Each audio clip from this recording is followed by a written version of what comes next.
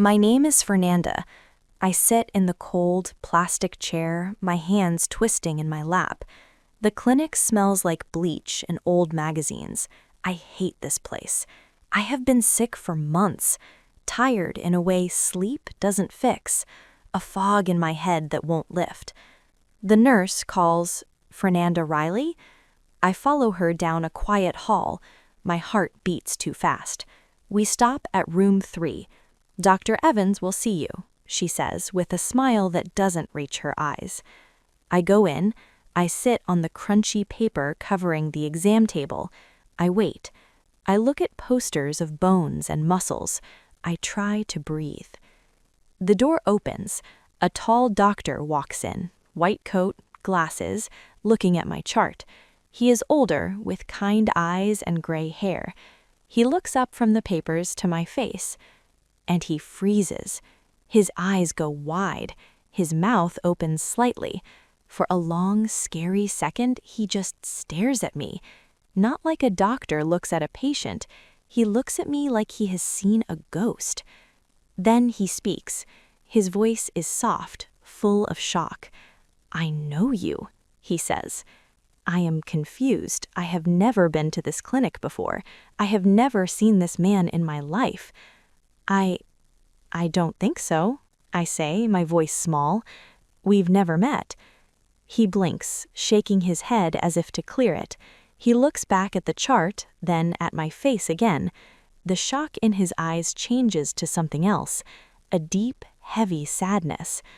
"No," he whispers, more to himself than to me. "No, of course not. Forgive me. You look just like someone I knew." He tries to smile, but it is a broken thing. He turns to the sink, washing his hands for a long time, his back to me. I see his shoulders rise and fall with a deep breath. When he turns back, he is Dr. Evans again, professional, calm. "Let's talk about these symptoms, Fernanda," he says, but his hands are shaking, just a little, and I can't forget the look in his eyes. It was like looking into a well of old, deep pain, and for some reason it felt familiar. The checkup is normal. He listens to my heart, he looks in my ears, he asks about the fatigue, the dizziness, he orders blood tests. But the whole time there is a strange feeling in the room. He keeps glancing at me, not in a creepy way, in a wondering, sad way, like I am a puzzle he can't solve. As he writes on his clipboard, I can't stay quiet anymore. "Who did I remind you of?" I ask. The words jump out of my mouth. His pen stops. He doesn't look up for a moment. "Someone from a long time ago," he quietly says. "A very long time ago." "A patient?" I ask. He takes off his glasses and rubs his eyes. He looks suddenly very tired, older than before. "No," he says, "not a patient." He is quiet, and I think he won't say more. Then he speaks, his voice far away. "Her name was Sarah Miller. You have her smile, exactly her smile." The name means nothing to me, but the way he says it, it means everything to him. "Was she a friend?" I whisper. He meets my eyes, and that deep sadness is right there on the surface. "She was my daughter," he says. The air leaves the room. I don't know what to say. I'm so sorry," is all I can manage. He nods, accepting the words he has heard 1,000 times. "It was a very long time ago. You surprised me. I apologize." He stands up, the moment over. "The nurse will take your blood. We'll call with results next week." I leave room 3, my mind spinning. My own problems feel smaller, wrapped in this bigger, older mystery. I don't just look like someone, I look like his daughter, a daughter who is gone. As I get my blood drawn, I think about my own dad. We're close. I can't imagine his eyes with that much hurt in them. Why do I look like Sarah Miller? I can't let it go. For a week, I think about Dr. Evans and Sarah Miller. My test results come back normal. "We need more tests," the message says. but I am more focused on the past. At home, on my laptop, I type the name, Sarah Miller, and the city, and obituary. It takes a while, but I find it. A small digital scan of an old newspaper page from 22 years ago. The photo is grainy, black and white. My breath catches. It's like looking at a picture of myself, but with different hair. The eyes, the nose, the way she holds her head. She was 18. The article says she died in a car accident at the end of her first semester of college. My age. I'm 19. I read about her. She was a champion swimmer. She wanted to be a teacher. She was survived by her parents, Robert and Elaine Evans. My heart aches for them, for him, to carry that for 22 years, to see a ghost walk into your exam room. But something else nags at me, a strange, pulling feeling. I look at my own baby pictures. I look at my mom's face. We look alike, sure, but this Sarah, it's different. A crazy idea starts to form in the back of my mind, a secret, scary idea. I push it away. It's impossible. But the next day, I go back to the clinic. I don't have an appointment. I ask the nurse if I can speak to Dr. Evans for just a moment. When he comes out, he looks worried. "Are you okay, Fernanda? Did something happen?" "I need to ask you something. About Sarah. Was she adopted?" He stares. All the color drains from his face. He doesn't speak. He just turns and walks slowly back to his office, leaving the door open. An invitation. I follow. I sit in the chair across from his desk. He is looking out the window.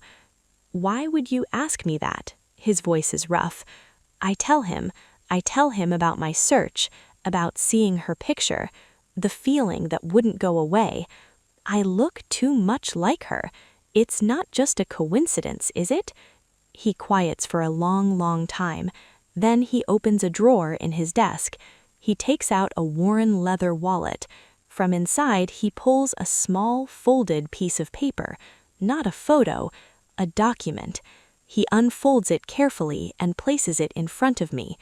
It is a birth certificate for a baby girl born to Elaine Evans, 22 years ago. But someone has stamped it in big red letters, deceased. "This is what we have," he says, "what the world has." Then he takes out another paper from his wallet. This one is a photocopy, faded and old. It is also a birth certificate for a baby girl born on the same day in the same city, but this one has a different name, Baby Girl Rodriguez, and in the space for mother, it says unknown. He points a finger to the name on this second certificate, handwritten in blue ink, the name given to the baby, Fernanda. My vision blurs. The room tilts. "After the accident," he says, each word heavy with pain. "My wife, Elaine, she couldn't cope. She was in a deep depression. She had been sick after the birth, and we had hired a temporary private nurse. One day, Elaine told me a story I thought was madness. She said the nurse told her our Sarah was not our biological child, that there was a mix-up at the private hospital where she was born. She said our real daughter was out there." He looks at me, tears in his eyes. I thought it was her grief talking, a fantasy. We had a funeral, we buried our daughter. I tried to make my wife forget this crazy story. A year later, she left me. She said she had to look. I never believed her. I thought I had lost my whole family. He reaches out and touches the edge of my birth certificate copy. She sent me this 5 years ago with a note that just said, "I found her. She is safe and loved. Forgive me. She died last year, still living in another state. I never went. I never believed, until you walked in." He looks at me, really looks at me, not as a ghost, but as a person. "Your smile. It's not just Sarah's smile, it's my smile. My mother had that exact smile." I am crying now, silent tears streaming down my face. I am not a ghost. I am a daughter. What does this mean? I whisper. It means, he says, his own tears falling, that I don't know. I don't know the truth. But I know that seeing you feels like a miracle I never dared to hope for. I lost one daughter. I am not asking for another, but maybe you would let me buy you a coffee sometime and we could just talk. I look at this man, this kind, sad doctor. I see my own eyes in his. I see a past I never knew and a future full of confusing, scary, beautiful questions. I nod. I reach across the desk and take his hand. Okay, I say.